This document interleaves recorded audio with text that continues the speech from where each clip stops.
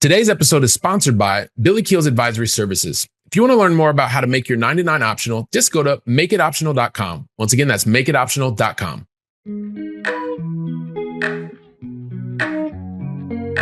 Helping you build freedom without losing your edge. This is the Going Long podcast with Billy Keels.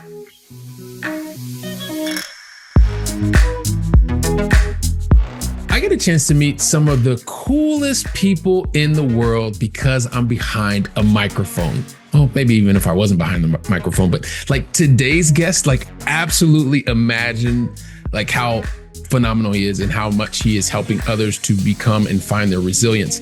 He is, well, you know, he's a Silicon Valley veteran. He was a 3-time CMO, that means Chief Marketing Officer, and also a 2-time founder. You know what? Who led a team that launched, I think it's called Google Play brand, somewhere around 2012. He may tell us a little bit more about that. But today, in his senior leadership coaching as well as storyteller, he is a personal advisor to top senior corporate executives as well as startup founders. You know what? This is really, I love this part because this guy has actually lived in 11 países. That means 11 countries. And he speaks not 1, not 2, not 3, but 4 languages. He's a best-selling author. His book is Step Back and Leap. And he is also the host of Mork Unfiltered. He's an amazing speaker and is helping many people around the globe in the area of resilience. It gives me great pleasure to welcome to today's conversation none other than himself, Mr. Patrick Mork. Patrick, welcome to the show, man. Thanks, brother. It's great to see you, Billy. Great to be here, man. Thanks or should I say bienvenido? Something like that. Well, you got me beat, man. You got 5 languages. I don't run into a lot of people who got 5 languages. Man, well, you know, it's one of these things. I love being in Europe. You know how it goes.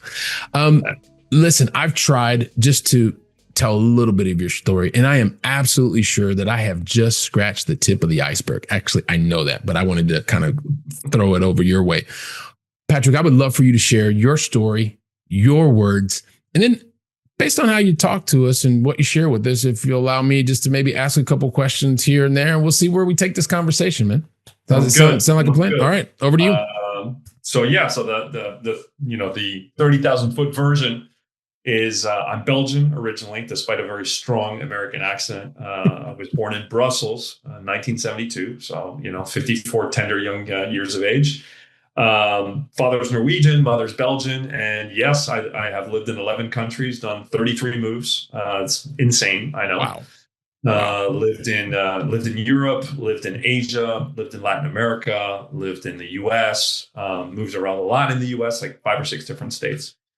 And originally, I studied history and diplomacy at Georgetown University in Washington, D.C. Then after that, I started, the beginning of my career was at PepsiCo in marketing.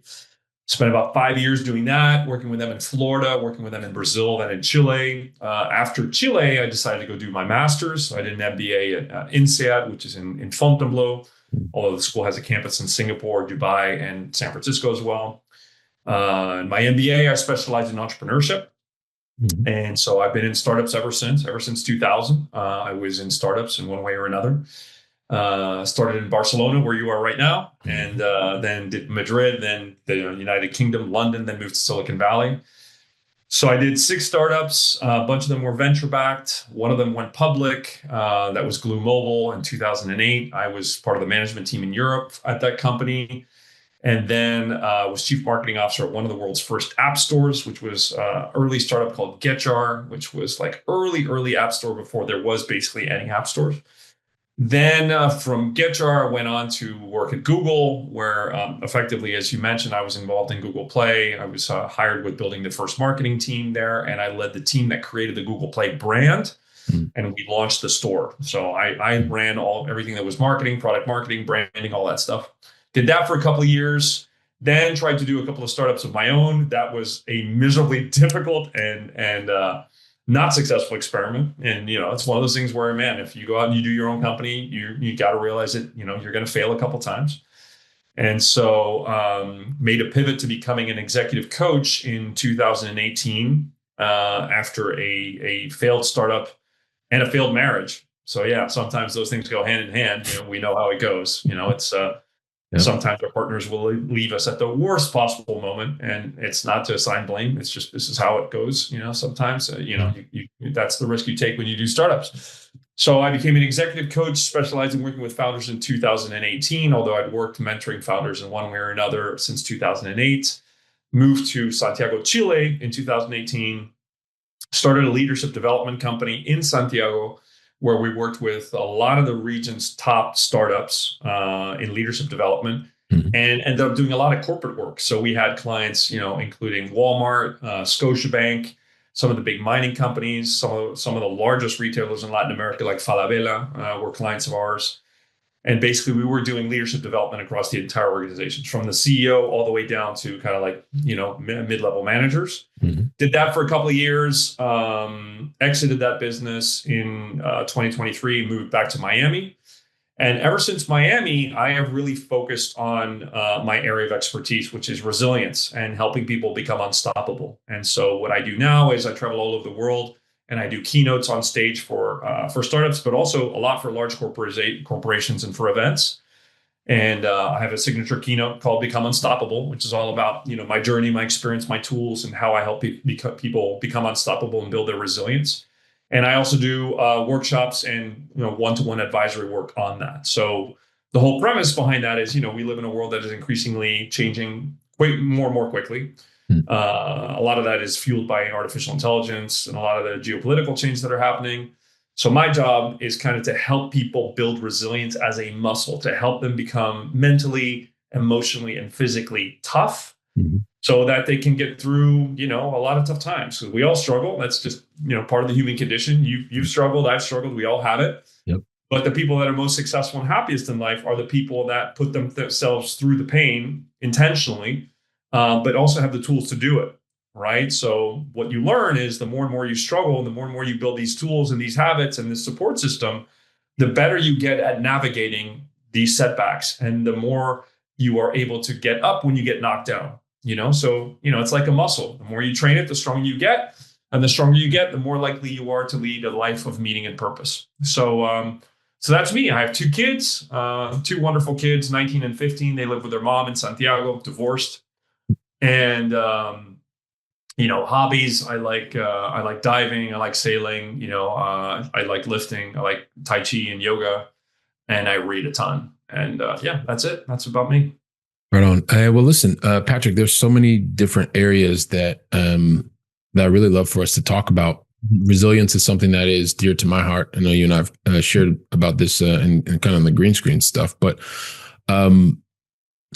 and so many people want to talk about success. They want to talk about all of the amazing things that happen. And you said it a bit tongue in cheek, but I know that's something that you've, as a result of the two founder experiences that you had, I'm pretty sure you've been able to help a lot more people as a result of what happened, what you probably felt like to you in the moment, but now you realize it happened for you. As you said before, you didn't have these fairy tale exits. But I would love for you to maybe share a bit of, a lesson or two that you actually now recognized, that you learned as a result of going through those. I don't even want to call them failures, man. But they're just, they're events that happened in your life. And as a result of them, experiences. Yeah. Character building experience. Like we're not going to put a, like you said, it's not fairy tale, but like, what did you learn from that? And the reason, and just to share this, and I know you see this even with your clients today, is that you get so used to in a corporate world, like you're just constantly getting, like you can get in this loop where it's just success, because it's artificial, so to speak. But and then when you leave those corporate walls, there's potential that things don't go just like planned. But a long-winded way to ask, but what'd you learn from the two unsuccessful startups? Man, there's a lot of learning. There's a couple of learnings that, really are top of mind for me. I think the one learning that I had is that in order to be resilient and in order to reach your definition of success, you have to have a very clear sense of purpose. As a matter of fact, in my keynote, I talk about this, right? I talk about 5 pillars of resilience. The first pillar is seek purpose. It's you have to know why you're doing a startup. If you go in and you're just like, I just want to make a lot of money, or, oh yeah, I think I can build a better widget, or I could build a better pair of shoes, or whatever. As soon as times get tough, you are more likely to break under the weight of the pressure, right? And so when I look at the most successful entrepreneurs with who I've worked, or when I look at how I overcame my own challenges, right? All the moves, the divorce, health issues, financial issues, etc. My sense of purpose is the thing that kept me going, right? I kind of exist in order to help people find careers of meaning and purpose. And a large part of that is they need to become resilient. So, when you have a strong sense of purpose, you are more likely to be able to weather the storm. And most people never really start to think about that until they're much older in life, because as we get older, our values change. What we consider success changes, right? For young people, success is often the money, the house, the car, the bling, the Louis Vuitton bag, like all this shit that people think is so important. It's not. Once you have that stuff, you realize that your life fundamentally hasn't changed and you're not happier, right? If anything, a lot of people end up more miserable. But society conditions us to think that that stuff matters, right? But it doesn't, and as you become older and wiser and you go through more experience, you realize that there are other things that matter much more, like your health, the quality of your relationships, your interests, your ability to impact others and contribute and serve, right? So I think purpose was one thing that really stuck with me. And when I work, with founders, or when I'm doing keynotes and when I do my resilience workshops, I talk a lot about this, and I have frameworks and tools on, well, how do I find my purpose? Like, what's the purpose of my startup, right? So that's one thing. The other thing, and this will come as no surprise because it's been talked ad nauseum by a lot of different successful entrepreneurs and authors, is the importance of team and the importance of culture, right? Is the reality is no matter how smart you are, or how talented you are, or where you went to school, or how experienced you are, any great endeavor is built by a team of people, right? And that includes kind of like, if you look at celebrities who seem to be kind of like their own person, like, authors or whatever, there's always a team of people behind those people, right? There's always the person scheduling the podcasts, right? The person doing the research, the person doing the outreach, the person doing, LinkedIn contacts, the person writing the newsletter, right? And so you are only as strong as the team that is around you. And therefore, it's absolutely fundamental to not just build a team, but build the right team. And that would lead me to point number 3, which is, even in the smallest organization, no matter how small your company is, if your company is 2 people or your company is 2,000 people, is the importance of culture in your company, right? I remember my last startup in Chile. The first thing that I did, actually, even before writing the business plan, was I was like, okay, well, what's our purpose and what are our values? Like, I started with the culture deck.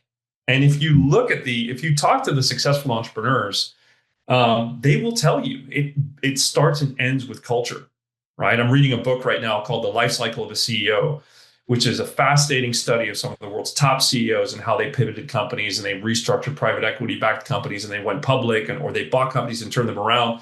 Every single one of these guys talks about culture. Every single one of them says culture is the make or break factor that determines a good company from a bad company. And this is as true in a large company as it is in a small company. And when I look at the successful founders that I've worked with, they all get this, and they all intentionally build culture from the beginning. They're very clear about, like, why does this company exist? What's our vision? What's our mission? What are we doing? Why are we doing it?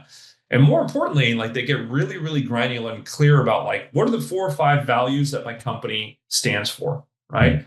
If growth mindset is really important to you, okay, great. How do you hire people who have a growth mindset, right? If integrity is important to you, how do you actually test for integrity in the recruiting process, right?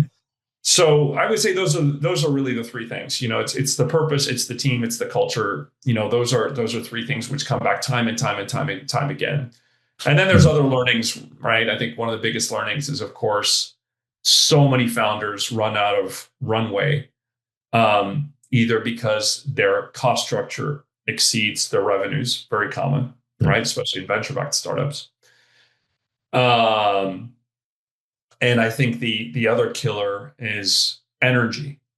It's the founder's ability to be self-aware about, like, what are the things that give me energy and what are the things that drain me energy? Because what I always tell people when it comes to, like, resilience and being successful in life is that the successful people who are able to make big changes and do incredible things, not only are they able to overcome fear and start their startup journey or start something very, very difficult, but the reason they succeed is not just because they overcome fear, which is the first step, but they are able to run the distance. They're able to persevere.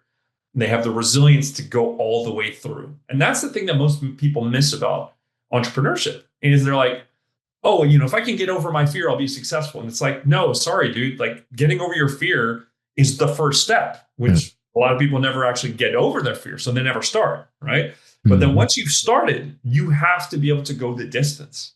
You have to be resilient.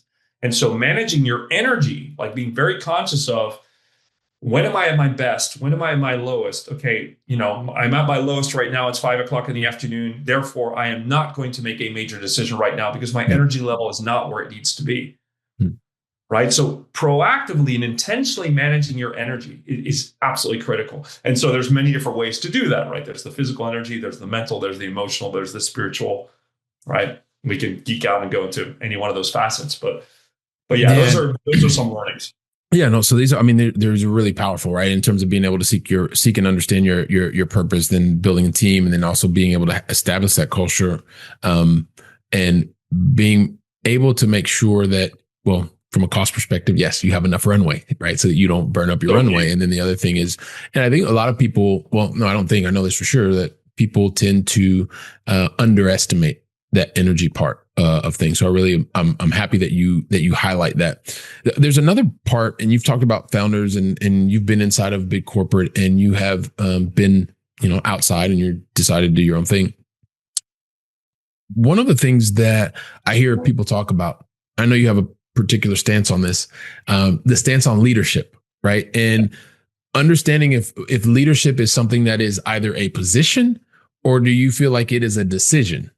And what's your reason for thinking that? I know you can help to shed a lot of light here. Leadership is a decision. Just because you become a manager or you become VP or marketing or director or whatever, that does not make you a leader, right? I think if you look at our government in the US today, there's no leadership. This is why we are in the absolute shit show that we are. There's no leadership in DC. Right? Nothing gets done. And the things that get done are the wrong things that are done the wrong way. Right? I don't want to get political because, people have different opinions. So it doesn't matter whether you're red or you're blue or you're green. Right? But leadership is not something that's automatically given to you. It's a conscious choice for you to lead. And then there's a question about, how do you lead? Right? Leadership is all about, what the way I define it is the art, because it is an art, right? It is the art of successfully and boldly influencing other people towards the pursuit of a common goal. That's what it is, right? And I say boldly because you have to be bold to be a good leader, right? And you are influencing others. You're not telling others what to do. Telling others what to do, that's the army. That's giving orders. That's not leading. And so when you talk about leadership, it is a skill. It can be developed. Some people have an innate ability to do it better than others, and so it's less effort for them. But I believe anybody can lead if they make that decision. They're in the right circumstance, in the right context, and they are willing to learn and work at it, because it's something that there's so many elements to leadership. Leadership isn't just one skill; it's a combination of many different skills, right? And those skills can be developed over time. To be a good leader, you have to be able to communicate. You have to be able to listen. You have to be able to prioritize. You have to be able to inspire. You have to be able to care and want to grow your people. You have to be able to delegate, right? There's a lot of different facets. But so short answer to your question is, it's absolutely a decision. And if you look at the people that are intentional about becoming good leaders, they really work at it. Again, going back to that book that I was telling you about, Life Cycle of a CEO, every one of those guys in that book had a coach, and they worked at their leadership constantly. And it is exhausting. It is really hard to be a good leader, especially in this day and age where there are so many things for you to deal with. There's people's insecurities, there's artificial intelligence, there's geopolitics, there's culture, there's corporate pressure, there's earnings. So it's hard, but it is definitely something that you make that decision to do it and you work at it the rest of your life. Yeah. So appreciate that, and also just being able to break it down. And it's something that you can learn how to do it effectively. And when you have an outside in perspective, you tend to eliminate blind spots, which I think is something that is fundamental. Now, one of the other things we talk about leadership, we talk about influence, and because of the just the life that you've lived, and I know this is something that is unique. I used to think was unique to me, but then I realized that there are other people who have lived in more countries than me, have made more moves. When you said 33 moves, I was like, oh my gosh, okay, well, that makes my 10 and whatever, 15 years not seem like a lot, but everything is relative. Yeah. But I do know that there is this question of language, right? And I really love languages. We talked about it before. You've lived on different continents, and there is this concept, and I want to bring everybody with us.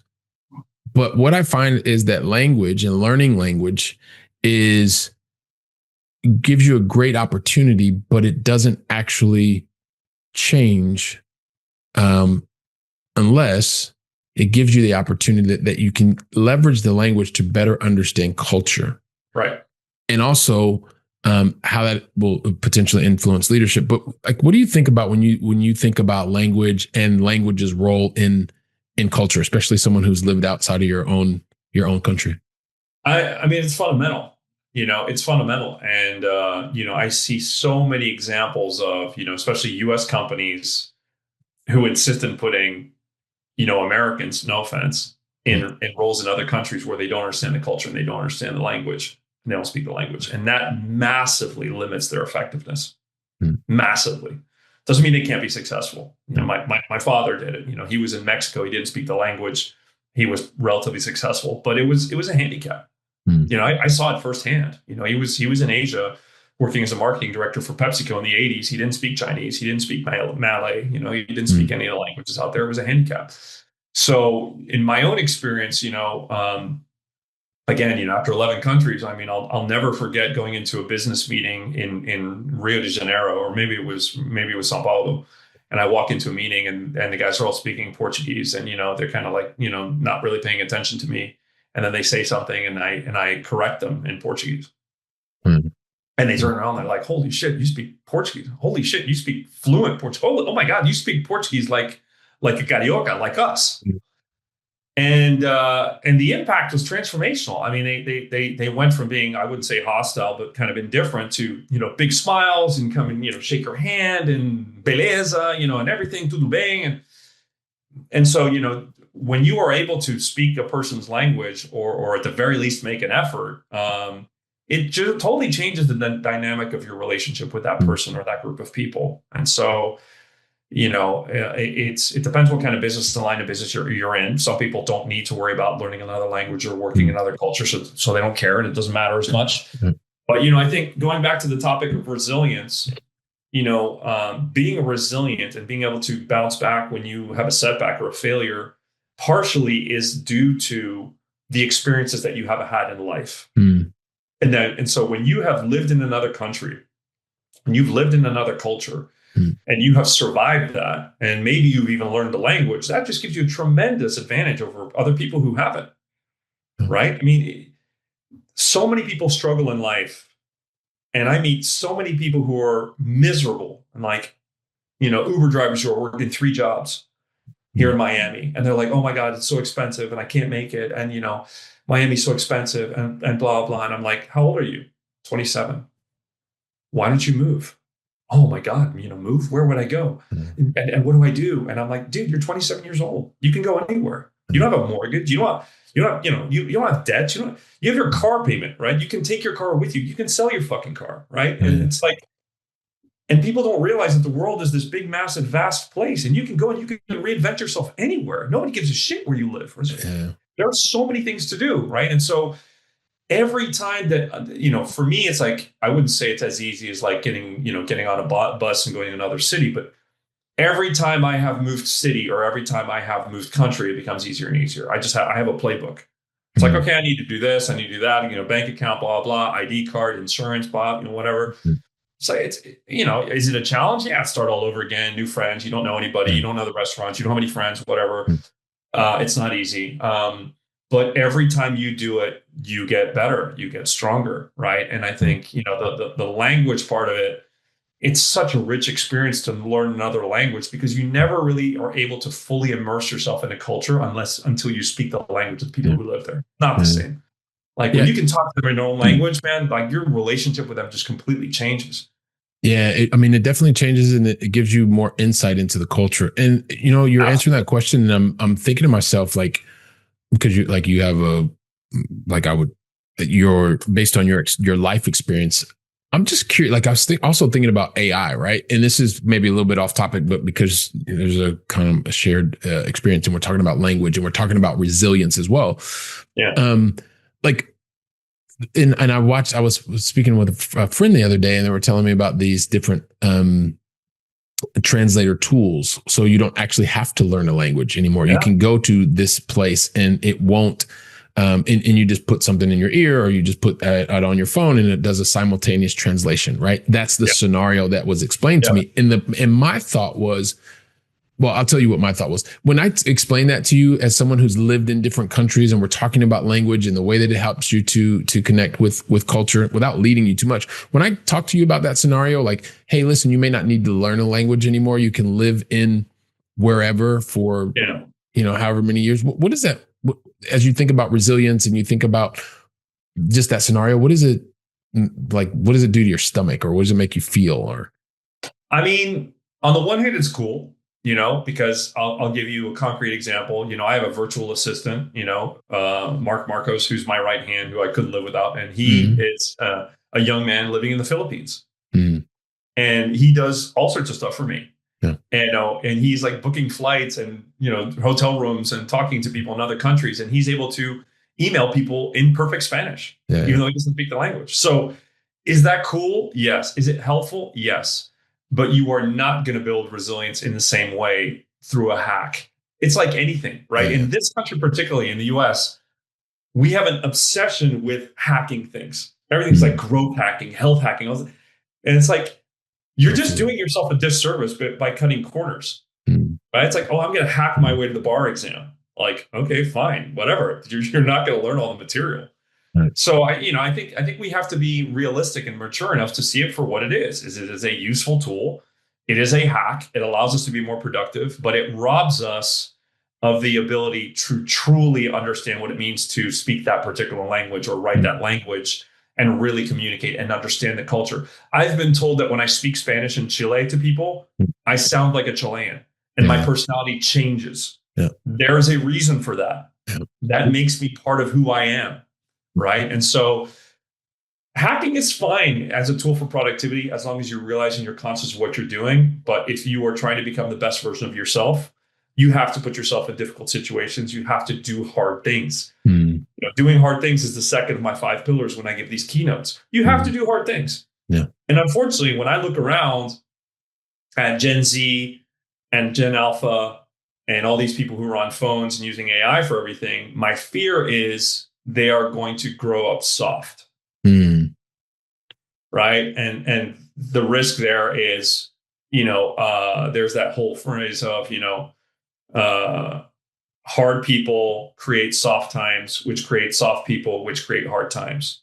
That's the risk, is we're conditioning a generation of young people to hack their way through everything. And so the question is, how much are they going to have to struggle, and where do they get to that exposure to struggle so that when things really get hard and they really need to do something difficult, they are ready because they have trained for it.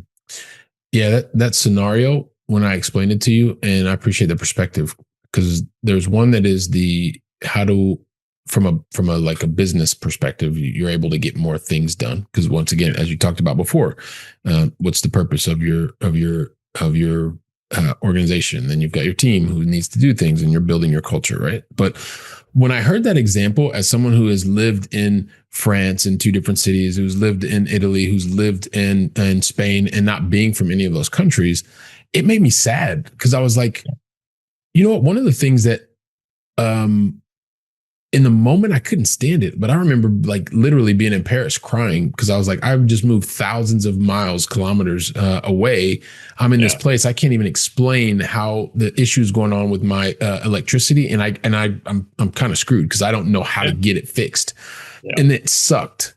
But then when I look 25 years later and what it was to actually go from, I don't even know how to explain how the, how the electricity gets turned back on to actually being able to do sales over the phone in a different language and understanding the culture. It was like, wow. And you talk about the same thing in Spain. It was very similar. Like, people don't see me or whatever. And they're like, well, where are you from? Are you from Spain? I'm like, no, I'm not from Spain. It's your voice changes.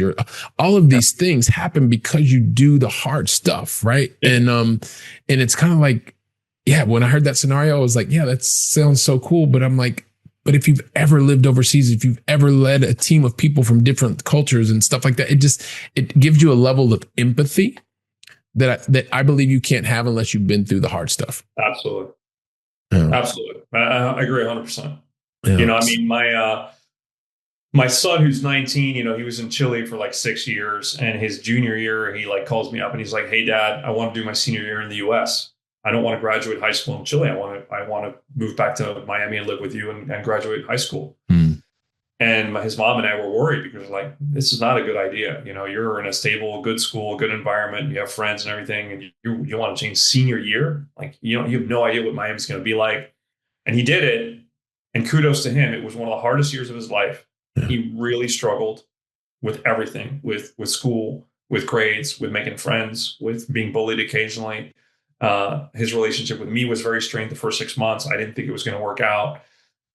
He made a bunch of like life-changing decisions, which kudos to him. That's his decision, decided not to go to college, decided to stop playing competitive basketball.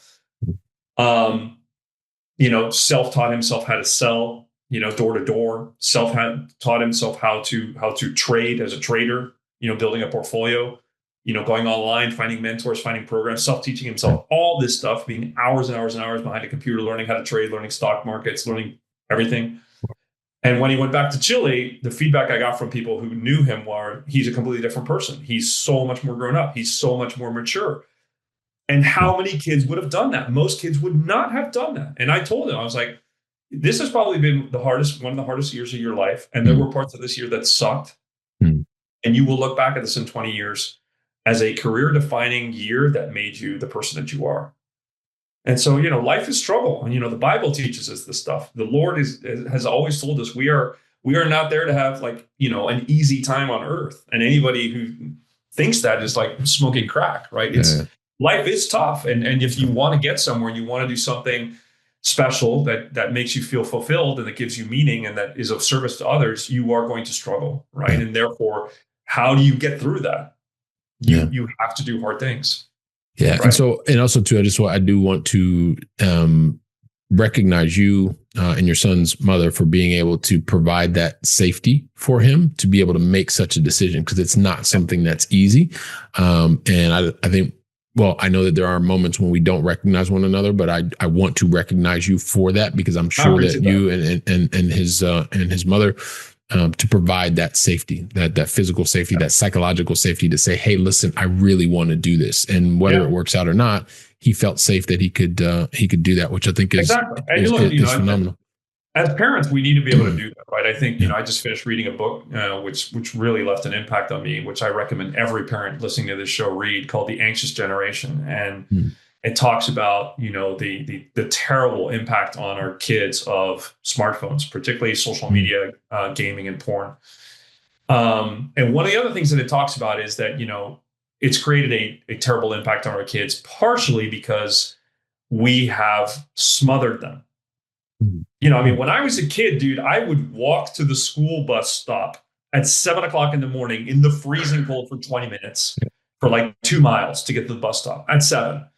That is unheard of. You would go to jail in the US if you did that shit, right? And that's part of the problem, is we are raising our kids to be soft and to be whips because we're like, oh, honey, no, I'll take you to the end of the street. It's like, dude, he can walk 2 blocks. He is not going to die. Oh, what if he gets kidnapped? Okay, well, that's 1 in 100 million possibilities. And so that is also part of resilience, is if we are conditioning our children to depend on us for everything, if we are not letting them do things that are risky, then they are going to grow up soft. And guess what? As soon as they get knocked down once, they are not going to be able to get back up. Yeah. So there's a responsibility in us as parents to let them go out and get hurt. That's part of the process, right? Yeah, I definitely skinned my knee many, many times growing up. So, oh my God, dude! Yeah, which is things. Oh my God, I did a lot of stupid shit. Which is insane. But like, I do have one more question that I want to ask you. Actually, it's more of a scenario, right? Because Patrick, one of the things that happened for me, I mentioned before, like things tended to always go really, really well. Like I set a goal, overexceeded, or I overachieved against the goal, blah, blah, blah. Yeah. Well, in a certain moment in life, I had a major, I went through divorce and had a big, let's say, a business associate issue. All happened in a short amount. So a short amount of time.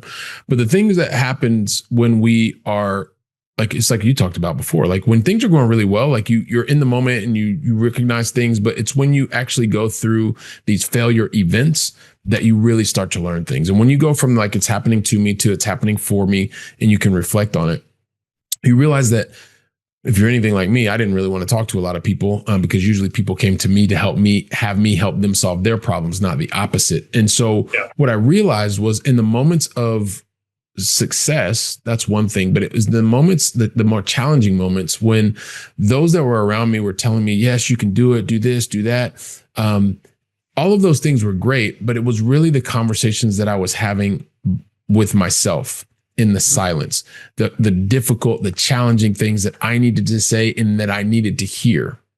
Mm-hmm. And so we all go through the highs and we go through the lows. Sure. But if you can, because we're talking about resilience, and it's one of the things that I want you to think about, Patrick. I want you to think about yourself 3 years from now, and you're going to have lots of successes, and there's going to be these moments that are like valleys that are really, really hard, and your people are going to be there, but you've got to look yourself in the face, in the mirror, and tell yourself a message, right, to get you through.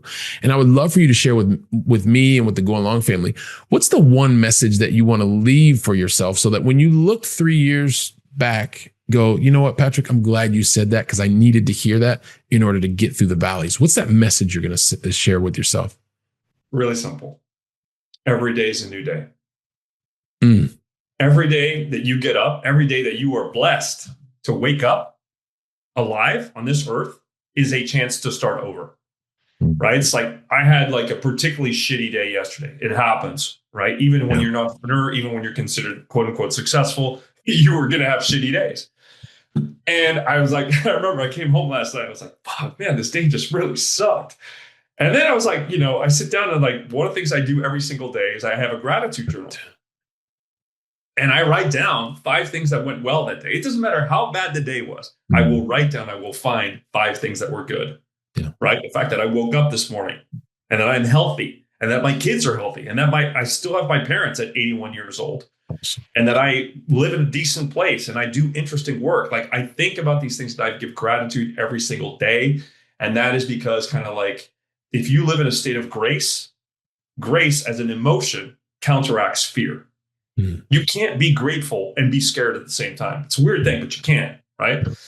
So, that's the thing is like, if you're a basketball fan, I think the basketball fans, in the audience will appreciate this, right? You go back to, I think it was the 2015, 2016 series, or maybe it was the year after. It was the series where you had the Golden State Warriors, because I'm a huge GSW fan, against the Cleveland Cavaliers. And it's the finals. And Golden State is up 3-1. And everybody's like, this is over, right? It's best out of 7. This is over. Golden State is going to win this. And LeBron and the Cavs come back and win the next 4 games and win the championship. And the mindset of LeBron and those guys was one play at a time. Just focus on each and every play at a time. And it is the same thing in life. You focus on every day at a time. You can have the worst day, the worst week, the worst month, the worst quarter. It doesn't matter. But every day you get a chance to start new. You get a chance to learn something that didn't go well the previous day, and you can course correct. And so if you're able to adjust your mindset and just put that bad day behind you and think about, what did I learn from that bad day? What can I do differently today? That helps a lot. That and gratitude journals. But my message to your audience would be one day at a time. Love that. One day at a time. Every day is a new day.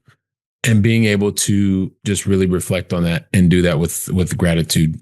So I like these conversations, man, Patrick, they just, I mean, you know how it is. You've been on this side of the mic. They just fly by no matter what. And it's kind of like, I'm sitting down, I'm thinking to myself, like, did we just start? And you were saying like, a guy from Brussels, 1972, moved 33 different times, 11 countries. And you kind of took us to the PepsiCo thing. And then you're telling us about your MBA in 2000, then moving to Santiago in 2008, I think you said, and then left later on going to Miami in 2023, and realizing the importance of resilience and having gone through it yourself. And you talked about the relationship realities that you went through. And you talked about also, well, yeah, 5-time CMO, but also 2-time founder that just didn't work out exactly like you wanted it to work out. But as a result of that, you've been able to take those lessons, you've been able to share them, not through only just as a best-selling author, the way that you're working with people today, one-on-one, or even more importantly, as you are from the stage and helping people to understand how resilient they can be, giving the 5 pillars that you talked about before, giving us some insight into some of those pillars. And then also, like, I know people are like, he's also got a podcast. Billy, just ask him the question, man. So listen, so Patrick, here's the thing. I would love to know. I know I get to know, and I'm even going to join you on your podcast, but the Going Long family wants to know, how in the world can we get in touch with you, find out more about what you're doing, about your public speaking, about your books, and also too about what you've got going on at your podcast, Mork Unfiltered? Very easy. My website is patrickmork.com. So MORK, patrickmork, all one word.com. And I'm on socials at Patrick Mork Official. That's on Instagram and LinkedIn. I don't use X. No offense. It's not my thing. Not really on Facebook either. But those are the main places you can find me. And the podcast is, if you just go on Google and look for Mork Unfiltered, you'll find 2 channels. One is a channel in Spanish. The other one's in English. Mork Unfiltered on YouTube. So that's the best way to find me, follow me. And, you can subscribe to the newsletter on patrickmork.com and, info@patrickmork.com if you have any questions. Fantastic. Well, listen, Patrick, I really appreciate you investing some time with me today. One thing you did say, you said LinkedIn. And so I always like to ask my Going Long family, when you reach out to Patrick, not if, but when you reach out to him, especially on LinkedIn, just send him a personalized invitation. That way he knows that you've already invested time listening to us here. And then that way it makes the conversation for you all much easier. So, so with that, Patrick, listen, like I said, thank you very, very much. Appreciate you investing the time with me. And on behalf of the entire Going Long family, thank you very, very much. Really appreciate it. Likewise, man. You have a good one. All right. You too. And Going Long family, thank you very much. Go out and make a great day. And thank you very much.